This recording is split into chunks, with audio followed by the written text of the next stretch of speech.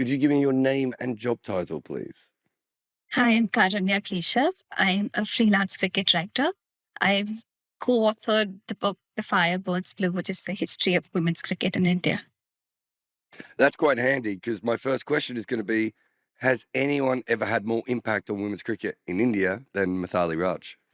Probably not. I think Chulan Goswami, who's been her colleague Hmm. through most of these 23 years that she's played international cricket, comes close. But in sheer terms of leadership, in terms of her records, in terms of the inspiration that she's been for so many girls and boys across India, it's probably Mithali Raj, given the era in which she played in, who's been the biggest influence in Indian cricket.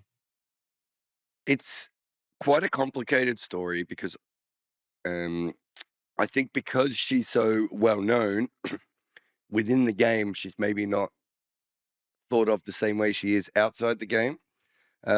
So let's go back. Her family and original coach were very, very strict with her. She said that her family treated her like a racehorse. She talked about her coach beating her with a stick. She's certainly not the only younger Indian or Asian cricketer who's been beaten with a stick when they've been training. But she wasn't treated like a normal human girl, was she? I think that's probably the story that you hear from a lot of athletes in India, even today. This idea of being coached hard to do the hard yards later. I don't think you'd find too many takers for that sort of discipline nowadays, but you Hmm. still, just given the sheer number of kids in India who like to play cricket, I'd say you still find some coaches and some parents who are as, I guess today we just call it pushy, right? And Yeah. domineering. Um, but again, she's given credit to these same people for making her Mm. the player that she is. You mentioned her coach actually beating her with a stick at once upon a time, and she credits that sort of pain management, if you want to call it, for helping her deal with injuries later in her career. She played a large part of her career with a knee injury. She played one of her Mm. best knocks, which was against New Zealand at the 2005 World Cup with a really bad knee injury. And a lot of it she credited for this sort of hard discipline that was instilled in her early on. It's when you read her later interviews, it's quite clear that she thinks it affected her personally in a negative way, but she thinks that it affected her as a cricketer in a positive way. I think speaking to Mithali is just a fascinating uh, view into an elite sports person, quite honestly, because even her career, I think she took a while to even appreciate cricket um, as something that it could do to her rather than something it was giving her parents or her coaches. And I think that switch happened for her only in 2009, which is 10 years after she started playing, where Mm. she decided, she still had something that the game, she still had something that she herself could take away from the game rather than just playing for her father or her mom, or playing out of a sense of loyalty because, they'd sacrificed so much. Her father gave up promotions for her sake. Her mom, got up early and made breakfast for her at 3 o'clock in the morning so she could play cricket. Um, she's spoken about how her relationships with friends were pretty much non-existent at that point of time. Mm. Her relationship with her brother was compromised. She's greatly thankful and she's grateful for her brother right now. But these are all relationships that took mending later on. And as you said, her personal life was definitely affected by cricket and how long she's played cricket. Um, but yeah, it made the record-breaking cricketer that the rest of us know. Mm. There's just it's something I wrote the piece the other day, but I've been thinking about it more and more. She's kind of more like a tennis prodigy than a cricket prodigy.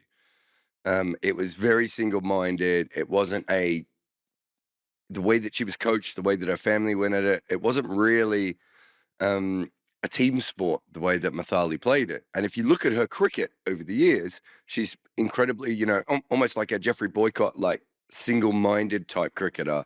Everything around her is noise. What teammates are saying, what the press is saying. It's like literally, I'm gonna face the next ball.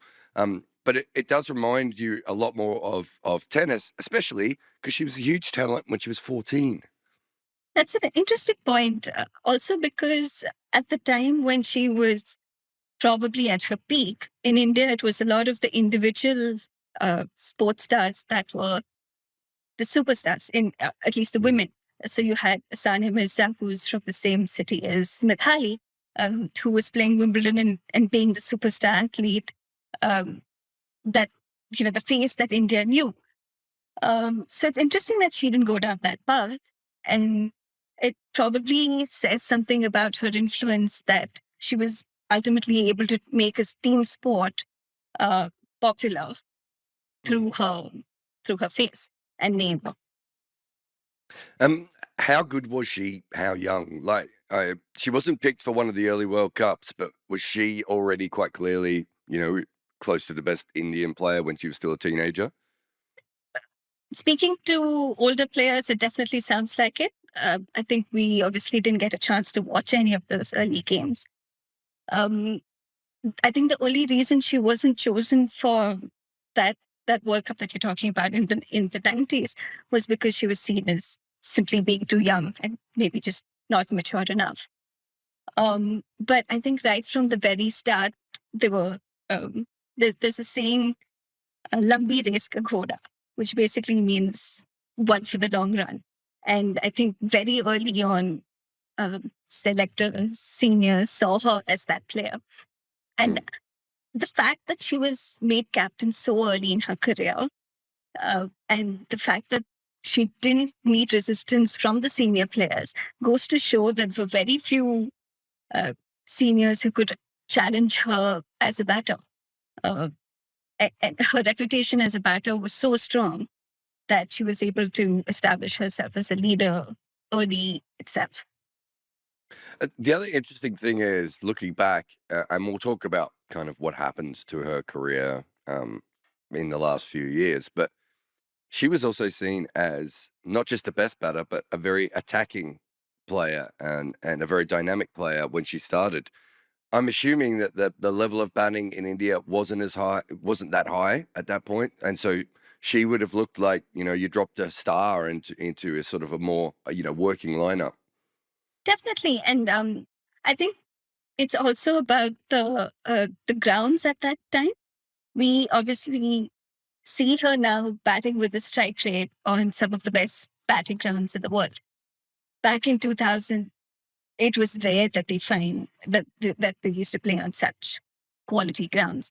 And her ability to bat through innings on those conditions really set her apart. I think there was a year, 2007, if I'm not mistaken, 2007, 2008, where in the domestic season she averaged around uh, 300, if I'm not mistaken. And the next batter in her team was just about 500 runs behind her, and she made like 1,500 runs or something at that point in time. Um, yeah, 1,500 runs at that point in time. And that just goes to show how much ahead of everyone else she was under these same, maybe unfavorable conditions. I mean, that is ridiculous numbers. She she made 100 on debut against Ireland. Obviously, Ireland was still very much a developing team at that point. I think the first one, when you go back for a record that was really interesting, is the double hundred in a Test match against England. Uh, I suppose Belinda Clark had made a double hundred in women's cricket in one day before then, but for an Indian woman to go to England and make a double century in a Test match, sorry, play England and make a double century in a Test match, that's quite a big deal. It is. I think you mentioned that she was just so bloody minded in her batting, and this was just another example of that. That she could just keep going and going, um, despite maybe the rest of the batting not really being able to support her, which She made was about half the runs in that innings, didn't she? it.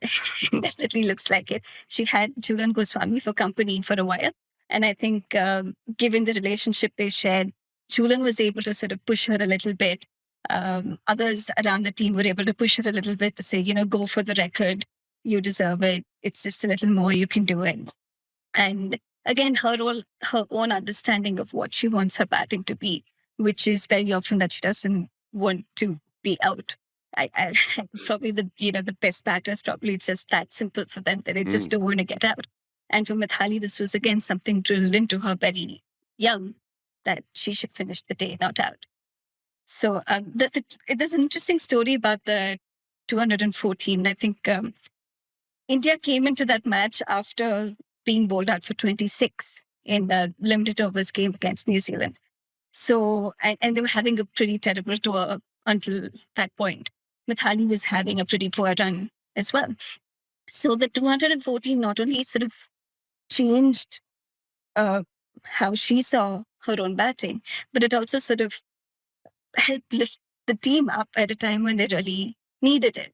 And I mean, it's again one of those stories where Mithali is the one holding up the team in more ways than one. And I think just before this match, she'd been watching Michael Vaughan do something similar big. I think it was 197 against India, and just wonder, how does someone bat for so long? And it was interesting that, just a few days later, she knew how to bat that long. Well, the other interesting thing is that she has this incredibly long career, but that was one of her 10 tests. I've mentioned it a million times on this podcast, Susie Bates has never played a test match. We know how few, even Charlotte Edwards, who played another ridiculously long career, didn't play that many tests. In Mithali's case directly, that's where it's obvious that's where she's going to be at her best. So this 200 is like, we know that she would have done that again and again, especially if she played in her prime. She just never got to play the actual form of the game that she was best at.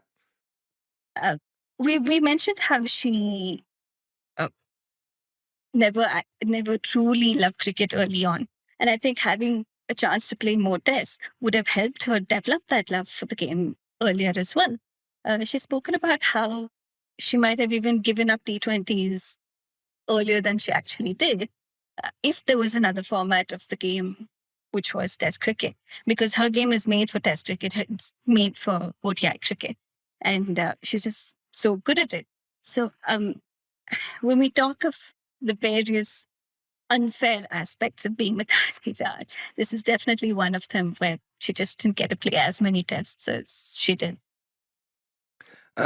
The 2005 World Cup is, I suppose now the 2017 World Cup is what changes everything. But the 2005 World Cup is probably what begins that journey, isn't it?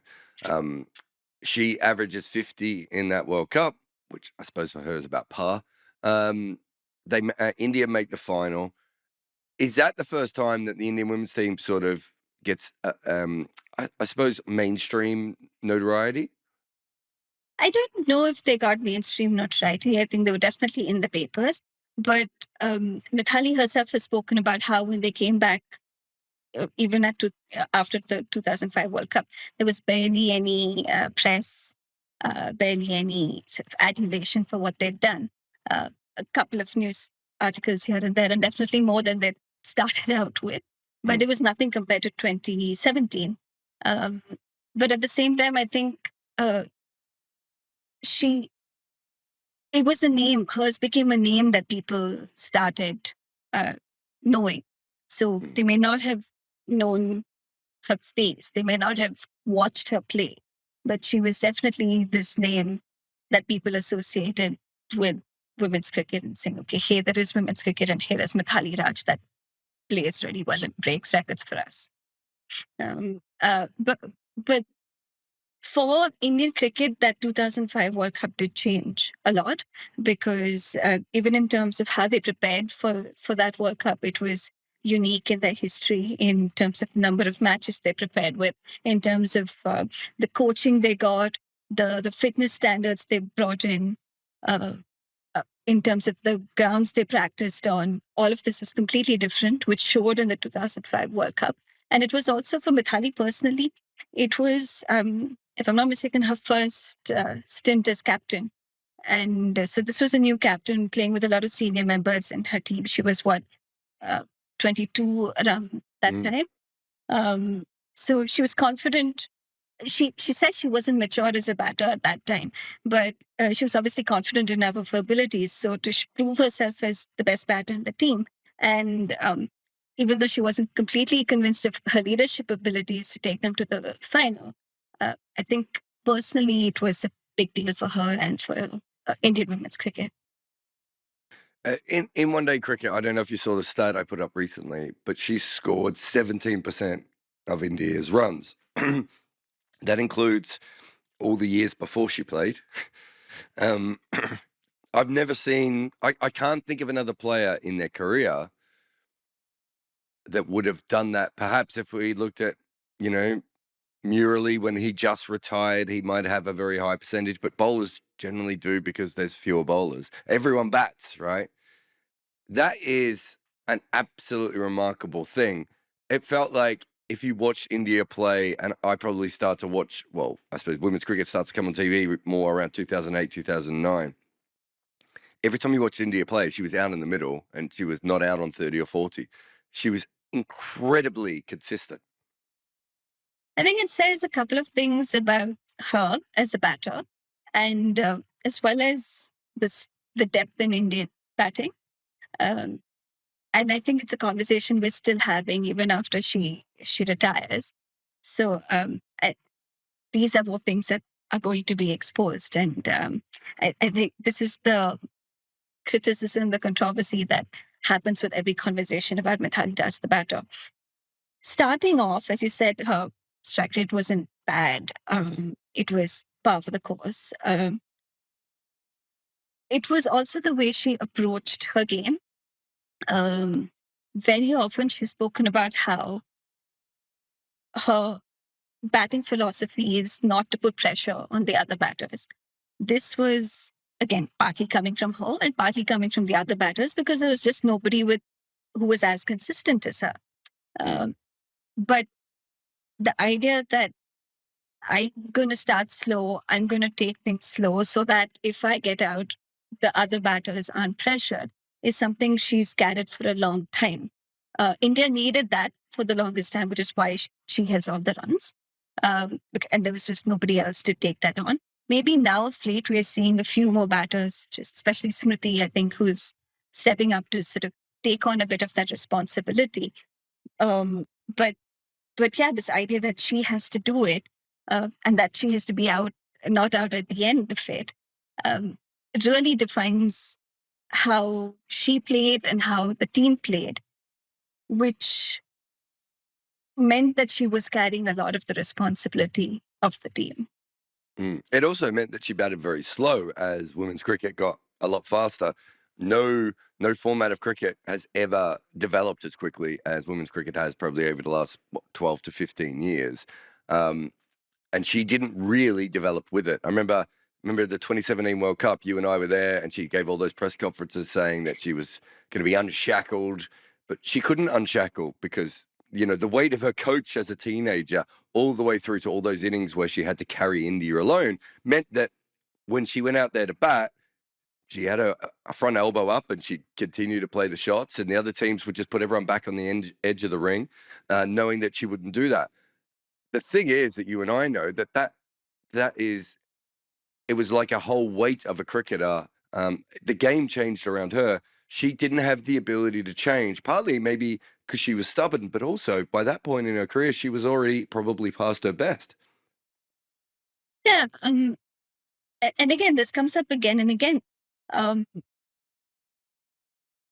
What sort of cricket do you want to play? I don't think India has been able to make that call in recent times because for so long, how they play is almost defined by how Mithali plays. Again, with her retirement, it sort of I'm most excited about seeing what they do to change their philosophy if they choose to change their philosophy. Again, it's not that these consistent players are just going to fall off the trees, but who is going to stand up and take responsibility? Not to fill her shoes, because I think that's a tough ask, and also, as you said, the game's changing, so we don't know if we want someone that way. But I think this is an argument for the past couple of years, everyone's just been going in circles with. She still averages about 60, I think it is, in the last couple of years. She has still most runs for India among all the other batters. But some of India's biggest wins have come when she hasn't scored as many runs, which was not the case before. Earlier, if Mithali was not out at the end of the innings, the chances were that India would win the game. Now, that's not a given. It's probably unlikely. Uh, so, and I guess this is a call India needs, the new coach, new captain. Not new coach, but, the coach without Mithali and the captain need to take and decide what they want to do with their game. I mean, she's such a huge figure that I suppose you have to reshape your cricket now that she's not there. She played it in such a specific way, and they will have to change what they do. But that also tells you, even generally, players of her age, especially women athletes, because they start so early as adults, um, aren't still playing at that level. So the fact that she's still at that level at the end, and realistically, I would have thought the only format of cricket that didn't really work for her was T20. But to be fair, she actually started her career before there was T20, and uh, it wasn't made for what she did. I think she still gave it a go, but it was clear that she just didn't have the freedom to be able to play T20. She was the first Indian woman to have a T20 century, which comes as no surprise. I think she has 2 T20 centuries in her career. None of them came at the international level. This was at the domestic level. So evidently, she could do that in her own way. But again, I don't think it's something she really enjoyed. You mentioned age. I think there have been players of late. Alex Blackwell immediately comes to mind, who at a later stage in their career did change their game. I'd say even Mignon Dupree, to an extent, has been able to level her game up for the T20 age. And maybe there's a little bit of disappointment that Mithali couldn't quite do that. She's always been able to accelerate later in an innings. So if you break down her knocks, you can see that at a certain point, she's very capable of going it better than a runner ball. But just the fact that she takes so long to settle and that's the grammar of her game is so defined, I don't think she was ever able to break out of it. No, I think you're right. I think those other players also, they probably didn't start as top level players when they were 14. So there's I think there's a lot of weight of the history of what she had done within her career. But it's very interesting. I want to talk about her public image. Obviously, in India, as you said, she sort of becomes known as a name before anything because there's so little women's cricket is actually shown. By the end of her career, she's a cult figure. I probably played as much of a role in this online as anyone did. There's the reading was it the poetry book in 2017 World Cup? All these sorts of things. She becomes very much a cult figure within women's cricket circles. That's online and that community. That's not really how she's seen within her team. She's seen as a bit aloof within her team, a bit separated from the other players at times. As we talked about at the start, she wasn't particularly good at doing relationships. So I never felt like she had a very good PR, but maybe not always was seen that way by her teammates. Early in her career, Mithali did have a reputation as being a bit of a prankster. So there are these pranks that she played, especially on someone like Jarrod Goswami, pretending to be a reporter, speaking to her for 45 minutes and, making her talk about 5 wickets she'd taken, I think, against England. And then, just 45 minutes later, after Julian had told her parents that, I'm going to be on BBC radio, only then does she find out that it wasn't a reporter, it was Mithali. So Mithali was a bit of a prankster. She did have that reputation. But I think the longer she stuck around, the after the BCCI took over around 2000, after around 2006, 2007, it was a period of a lot of change in Indian women's cricket. There was no stability. And I think this is something that people have talked about a lot. Mithali was removed as captain and then brought back. You had Julian Goswami be captain for a while. You had Anjum Chopra be captain for a while, removed. You had all sorts of selections. People that Mithali had played. People that Mithali had captain were now becoming selectors. And I think it just, I mean, that still happens, but I, I think at a point she herself took steps back uh, from, maintaining these relationships because it just got very complicated. She does have a reputation for being aloof, but she also, um, especially at the railways, there are teammates that talk about how thoughtful she is as a leader. Um, in the middle, I think she's always been super professional um, in terms of guiding youngsters, in terms of making sure they're confident in what their game plan is. Off the field in the dressing room, yeah, probably you're never going to see her do, these dances or reels or whatever. Um, which I guess if you're an introvert who wants to read a book, that's fine. But if you're a captain for almost 20 years of your career, um, then that will have an effect on the team. And I think again, that's again something that the Indian team will have to look at now, because they've been shaped in their captain's image for so long. So what happens next? Yeah. And I mean, I think as much as anything, when she starts, obviously it's amateur. BCCI and ICC are not governing the local game or the global game. She plays through this incredible period. She becomes very, very famous, in India, but also around the world as women's cricket gets a lot bigger. It's a big person to take out of a cricket structure, isn't it? Um, it is. Uh, as I said, I think it'll be really interesting to see where the Indian women's cricket team goes after her, because maybe they're due for this shake-up, they're due for this change. Within the structure itself, um, she's talked about having a second innings. I'm genuinely curious what that second innings is, because she's not really tried her hand too much at coaching. There've been no coaching pathways in India. So is it going to be something like administration, which again, she probably has no background for, but how does she develop it? It's unlikely she's just going to become like just another selector, which is what a lot of former players end up doing. So I'm really curious to see what happens with the women's IPL coming up, whether she'll have um, more of a space to be an ambassador for something bigger, which she quite honestly has set herself up for. She's, you spoke about her off-field persona, but it since the 2017 World Cup, especially, where every time she's been on TV, she's been a massive advocate for women's issues and for just speaking out for things with a clarity, and she's an articulate person, so she speaks with a clarity that few others have. And that's obviously very valuable. How the Indian cricket structure will use that or abuse it, be, I think it'll be interesting to see. Can I ask you a hypothetical? Where would Indian women's cricket be now if she decided at 15 to rebel against her parents and not play cricket? Um, but I'd like to think there's always someone that comes around.